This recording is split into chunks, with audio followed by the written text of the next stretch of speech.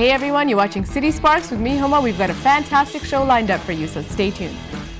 Coming up on today's show, we've got hip-hop dancer Raul in the house. We've got Alexis Barrow, trumpet player, who's going to talk about his new album and give an in-studio performance. We've got actor Steve Kassan from Street Soldiers. And our first guest is makeup artist Angela Petrovacki.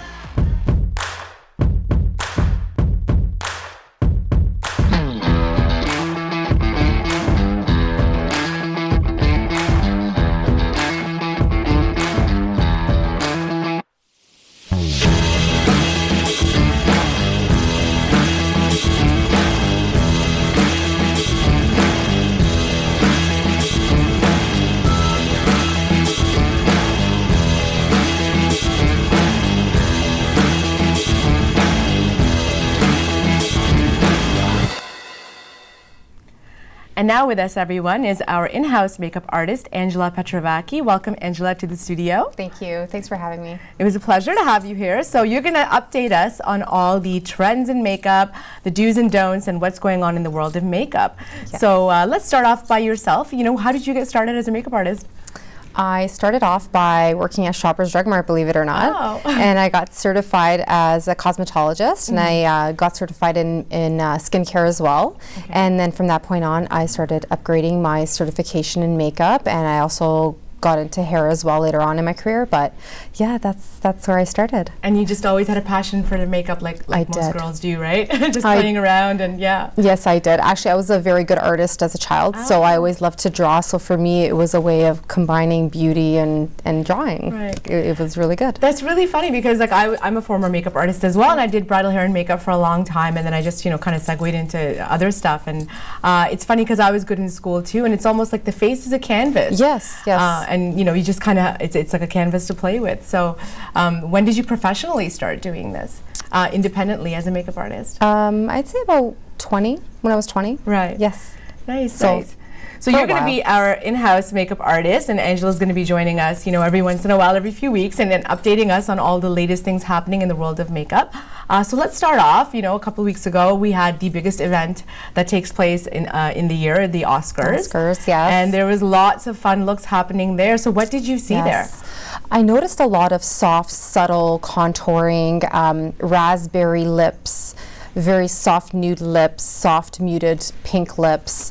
Not too much emphasis on the contouring this time around, but it was very beautiful. And Rachel McAdams, for an example, she had very soft, smoky eye with the nude lip. Charlize Theron also had the soft nude pink, right, with the smoky green under her eye. Right.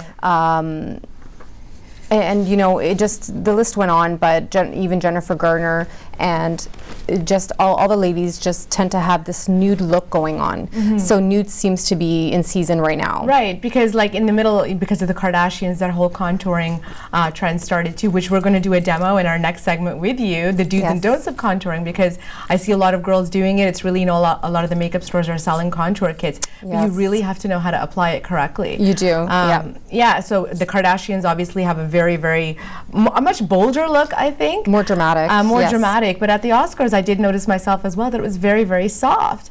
Charlize Theron is so elegant and beautiful, and although despite wearing red, she kept her face quite neutral. Yes, neutral. Yeah. That seems to be the trend. Yeah. So, but even the raspberry lip that's in, it's such a beautiful type of raspberry color. It's not exactly red, it's not exactly pink, it's a really nice color. It's just a mixture. Yes. Nice. So heading into spring now, we're going to see more and more of that color, and it's going to transition into possibly the tangerines for the summer. Oh yeah. Yeah, summer colors are usually more earth tones and stuff. So what's your recommendation really? Because I know that a bright lip is like, I'm wearing a really, really bright red lipstick today. Yes. And it really it's really, difficult to kind of keep a look toned down. What's your advice? Usually I think when you're doing a really bright lip, it's better to keep the eyes a little bit lighter. Yes, you want to keep it a little more subtle, because if you're going to be dramatic on your eye and your lip at the same time, it's a bit overwhelming. It's a little overwhelming, yeah. And you want to bring attention to maybe one thing and not 2 or 3 things, because then it's just going to be too much. Yeah. So I recommend keeping the eye subtle. You can maybe do a sharp black eyeliner with it, full eyelashes, but tone down on the color of the eyeshadow when you have a bolder lip. Right. So where do you usually find your inspiration? Like, what do you look at to see the current trends? Where does one find? Because I've been out of it for a long time. I guess just looking through celebrity magazines Yes. and following your favorite stars and stuff. Yes, I follow my favorite stars. I look through magazines, just researching, Googling, just keeping in the know. So having been a professional makeup artist, who are some of the stars that you look up to? Some of your favorites that are always kind of looking good? Looking good. Yeah. I think that Lady Gaga's been looking gorgeous lately. She's really elegant, and I love the makeup that she had recently on the Oscars. It was very soft peaches and pinks and well blended, and she always looks very well put together. So I like her style. And Reese Witherspoon looked really good. Gorgeous. Yes. Yeah, I'm not a huge Reese Witherspoon fan, but she looked very, very cute. Yes, she did. She's very well kept as well. So there's so many girls that I think are just gorgeous in the film industry. But so as for Lady Gaga, she's quite bold, and she's done some crazy styles. So it was definitely, I mean, you could see that the softer trend is in, because she was totally underdone as compared to what she's usually doing. Yes. Which is kind of really out there and in your face. So exactly. Yeah. Well, it accentuated more of her beauty, I think, and it was that the softer tone actually looks very good on her. Right. Actually, yeah, I absolutely agree with you. She looked much better. She was doing kind of that Marilyn Monroe look. Yes. So going back, like makeup trends, come and go. In the 50s they had the trends, and then the 80s it was bright colors, and now we've got the soft colors and stuff. So what do you see coming up in the future? Like, what do you hope comes back from some of the trends that you've seen, throughout your career? What were some of your favorite makeup things that you want to kind of see come back? I really love that mod kind of pink. It's more of like it's a blend between a matte pastel pink. I really like that look with the more of a smoky eye. I thought that did really well. Right, so I'm hoping that comes back. Nice. Smoky eye, I don't think is ever out of it. No. I love it. It's such a nice look for a lot of ladies.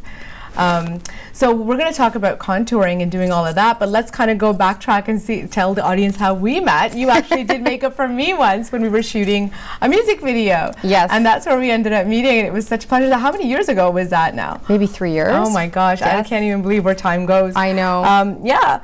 So we're going to do a demo with contouring, but we're going to have you back regularly, obviously, throughout the season of the show. And, we're going to get lots of tips from Angela, and you're going to see lots of her on the show. So don't go anywhere, guys. We'll be back with lots more.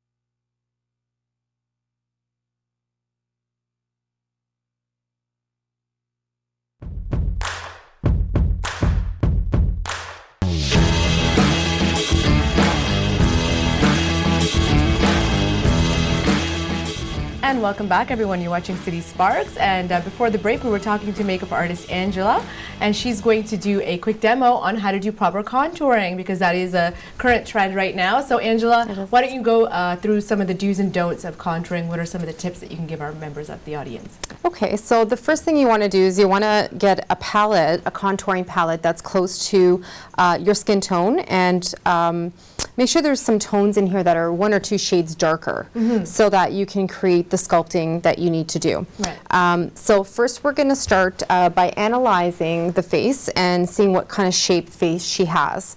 So our model today has a round face, so there's specific contouring that we have to focus on for her face shape. Right. So the very biggest thing that I've noticed is that people don't blend well. Right. So we're focusing a lot on blending and how to properly apply based on that shape. Absolutely. So I'm going to start with a tone that is 1 to 2 shades darker than her natural skin tone, and that's where we're going to apply the contour, and that's going to be in the hollows of your face structure. So we're going to do over here a little bit, but mostly because she has a round face, we have to contour around this area here and over here, and we're going to highlight under her eyes and a little bit on her forehead and her chin.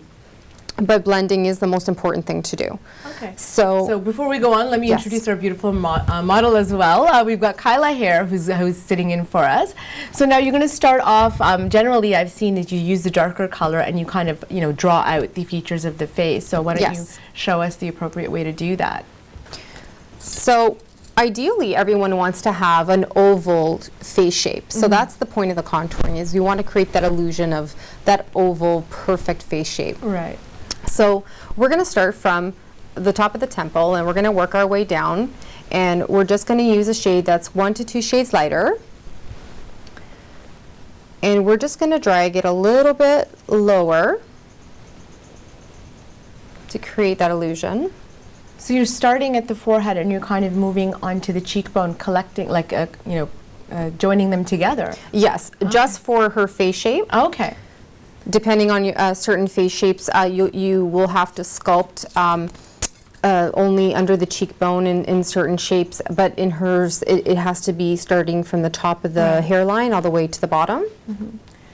And I want to mention also that, despite the fact that it's, the huge trend right now, there was a famous makeup artist that made a comment that we were talking about earlier, Bobbi Brown, and she said that, there's beauty in that round face too. So contouring, I mean, I think it's gone crazy, but everybody should kind of take everything with a pinch of salt and do it if it looks good on them. Exactly. Yeah, and then there's a proper way of doing it, because I see a lot of young girls doing it and it ends up looking like dirt on their face, or they're not blending properly. So let's start off by putting the line of, there you So go. that's just with the contour, and then you're going to start dabbing and blending.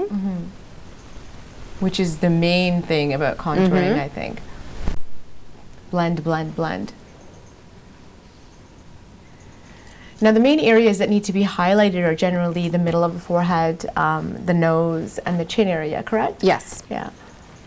In her case, we're going to be creating a diamond effect under her eye for the highlighting. Now, as well with the nose, there's lots of different contouring methods too to make a wider nose look slimmer, Yes. or just to change the shape. But again, with the blending is the hugest thing. Otherwise, it ends up looking like you've used markers on your face and drawn. Exactly. So blending is really, really important. Right. So what are you doing right now? Right now, I'm creating the diamond effect under her eye. You need a really small amount of product onto the brush. It doesn't have to be really caked on to create the effect that you're looking for. So you're literally drawing like a triangle. An underneath. upside down triangle. Triangle, nice, nice. Oh, here we go, okay. So this has a slight shimmer to it, just to pick up the light, I'm assuming? Yes. Yeah. So with highlighting, you want to go 1 to 2 shades lighter than your natural skin tone. So it's going to be the opposite of the contour. So what is the best way to check the appropriate colors for yourself? Is it in the inner wrist usually, or your hand? Like, how is it best to, because a lot of foundation mistakes were also, the wrong colors are used. Either it's too dark or too light. So that's the problem, is most people will do it on they'll try to color match on their hand. And color matching on your hand is incorrect, because your hand is generally exposed to the sun more than the rest of your body. True. When you're driving. And so you want to color match on your neckline. So your jawline. That's the best way to color match. Right. But you want to go 1 to 2 shades lighter and darker with the contour. So you can pretty much gauge how light and how dark to go. Okay, so now you're just highlighting her chin, I see. Yep, I'm highlighting her chin. Nice. And we're going to do a little bit of sculpting around the nose. This would go with any face shape. You can just, all around, it's basically the same technique. So you're going to just grab the highlight and you're going to drag it down the center. And that's generally just to pick up the light. To draw attention, you bring it to the center, and then the darker shade goes on the sides. Yes. I'm excited to get to the cheekbones, because that's the toughest part, right? A lot of mistakes were made on the cheekbones. Now, how about that fish face? Are we supposed to make the fish face, or are we supposed to suck in our cheeks when we're doing that? Actually, yes, you are. It really helps to define the cheekbones and for your artist to find the hollow in your cheeks. Right, right. Well, she's got beautiful cheekbones to begin with, so now you're putting the darker color on the outside of the nose. I see, okay. And you'll notice I'm not really caking it on, because this is the underneath contouring that I'm going to be doing. You'll also contour on top with powder after you've applied your foundation and the setting powder. Right. So there's lots of products on the market. Now I've seen the powder contour kits, and then there's the sticks. They've even got the sticks out that you just kind of rub on. Which one do you prefer to use, and which one do you think blends better? I think it depends on the type of skin that you have. So if you're more oily, you might be